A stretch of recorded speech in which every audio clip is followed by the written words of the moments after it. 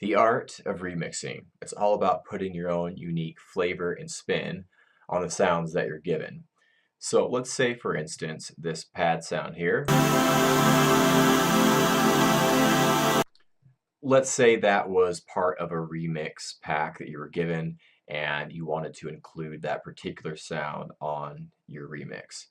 I'm going to show you a couple simple methods here to make this sound more your own and unique to you. And these are things that you can take with you and expand upon. Pretty basic, simple stuff here today, but let's get into it. So the first thing I'm going to do is give this pad some sort of rhythm. So how I'm going to do that is use a trigger to duck the volume or give it some sort of filter, rhythmic filter action on the pad. We'll talk about that in a second.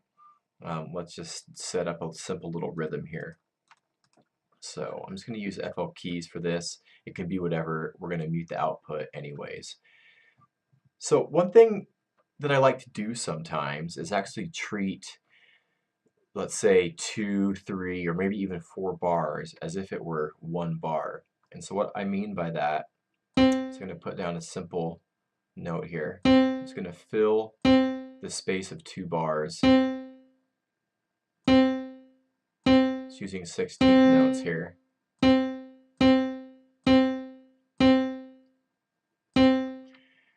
And so they're all evenly spaced with 2 16ths between them. But then at the end of the phrase here, we get a kind of little skip or stutter almost, because there's only 1 16th between this note and this note here. So just have a listen. Let's mute that pad.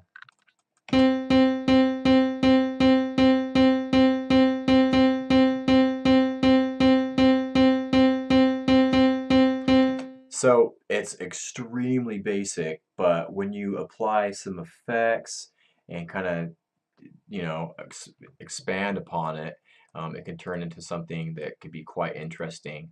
And I think that it will work for this application. So let's just go with that for now. And I'm just going to unroute it from the master, so we're not going to hear that sound. It's just going to be used as a trigger for the pad. And I'm actually going to make this mono here. I don't even know if that matters, but okay. So on the pad, I'm going to put a filter. I'm just going to use the EQ here and go just for a low pass filter. And on the trigger, the FL keys track, I'm going to put a peak controller. Now I'm going to link the cutoff here, the frequency cutoff, or cutoff frequency, rather. And let's link that to the peak controller in the wrong spot. There we go, hit accept. And now we should have some movement. There we go.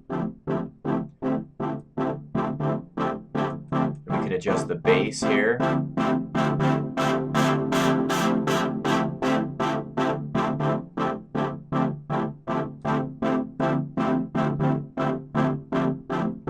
Just the decay.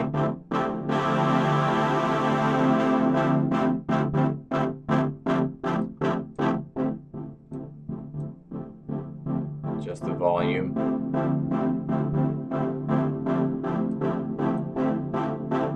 Even give this a little bit of a resonance peak.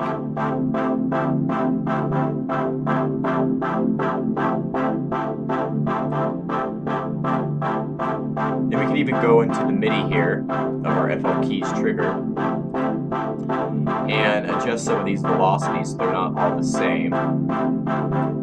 So maybe we want some of the notes a little bit more closed,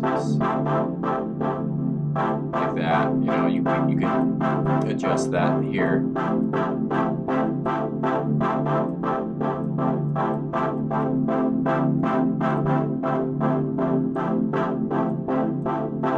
Maybe you want some of the notes to be longer.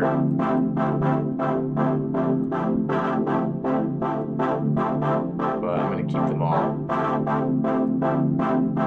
the same length in this particular case. I mean, and it's just that simple. Then you can automate these parameters throughout the arrangement to create variation.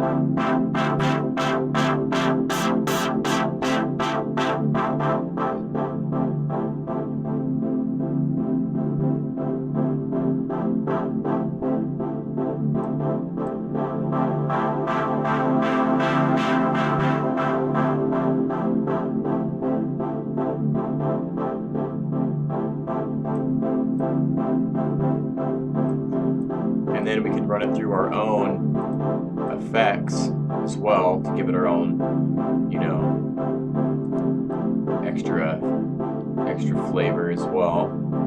So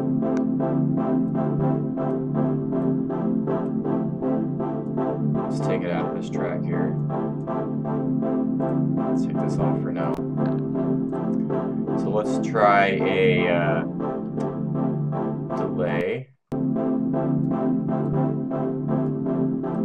I'm just going to send a little bit through here.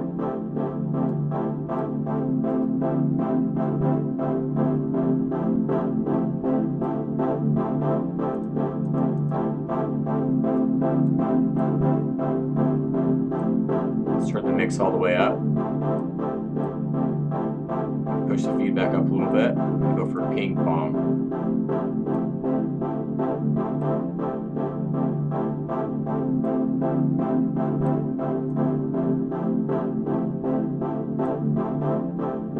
Sure. Let's pitch this up a little bit. And I'm going to pitch this up maybe 7 semitones. And use a little alter boy. Yeah, pitch this delay up. So I'm just going to link this.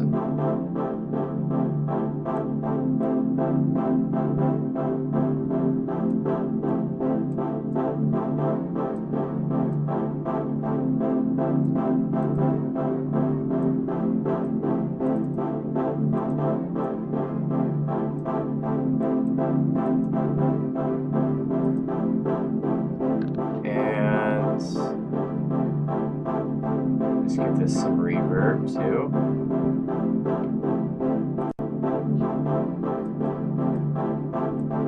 Pull this out wide. Around 2 seconds maybe. Make this super spacey. Push up the high cut a little bit so we get a little bit more of the high frequencies come through on the reverb.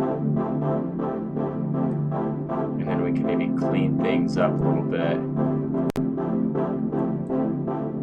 Just take out some of these low frequencies. Put the reverb delay effect in its own little space.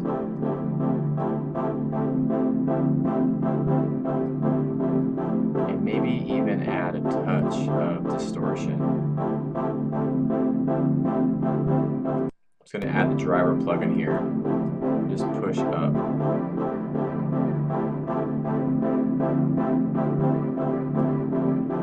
There we go. And we'll give it a little bit of a pump. A little side chain. And maybe we'll do this to a different timing, not just the typical, you know, 4 to the floor, quarter note. Let's try a half bar.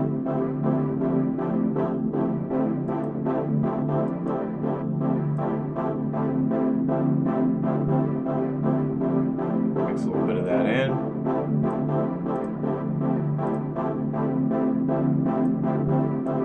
And we got our own personal effects to put on top of it.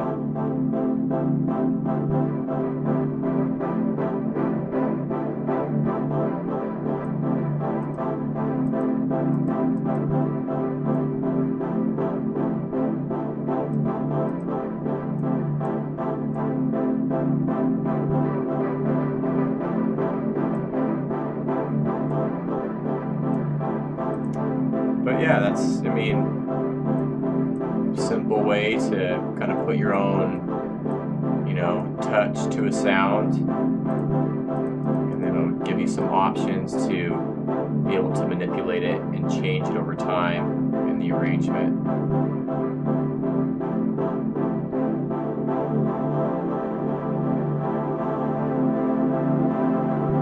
Make it more of a just a sustained sound like it originally was.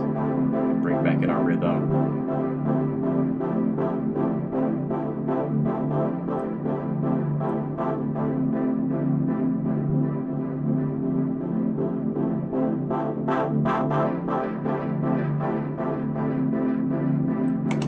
Yeah, there you go. Hopefully that was useful for you. That's it for today. Leave me comments, leave me a question, and I'll catch you soon. Cheers.